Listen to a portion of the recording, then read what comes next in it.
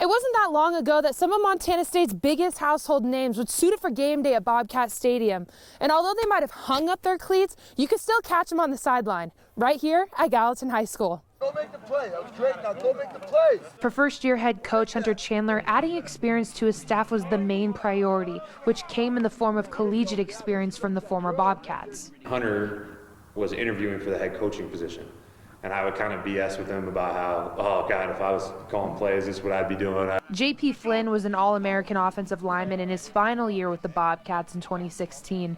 Upon signing with the 49ers, he packed his bags and headed to the West Coast, ready for the next challenge. But little did he know, injuries would be the biggest challenge yet. I finally had a doctor in town pretty much tell me that it was over, and so we moved on with life. And while it was tough to move on, he never thought he'd be calling his own plays as Gallatin's offensive coordinator.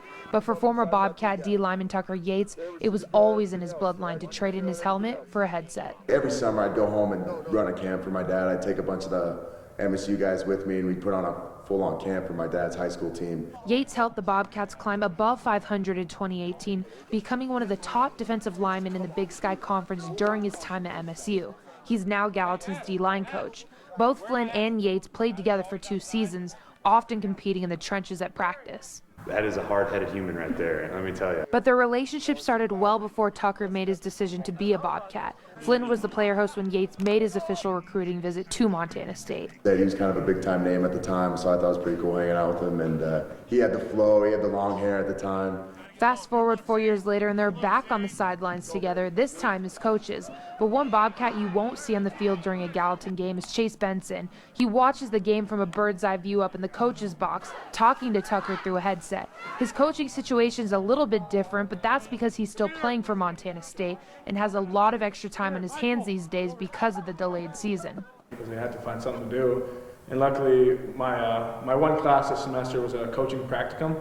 So, and I knew Tuck was coaching here, so gave him a message. Players at Gallatin High are getting first-hand knowledge of what it takes to get to the next level, but the X's and O's of the game is the only thing that they're teaching. You know, we have our core values.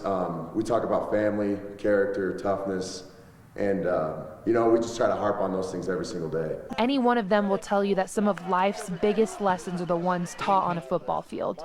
There's no better sport for a kid, there's no better sport for a coach. You know, I'm happy that I can pass along what I've learned from some greats. You can take the player out of the game, but you can never take the game out of the player.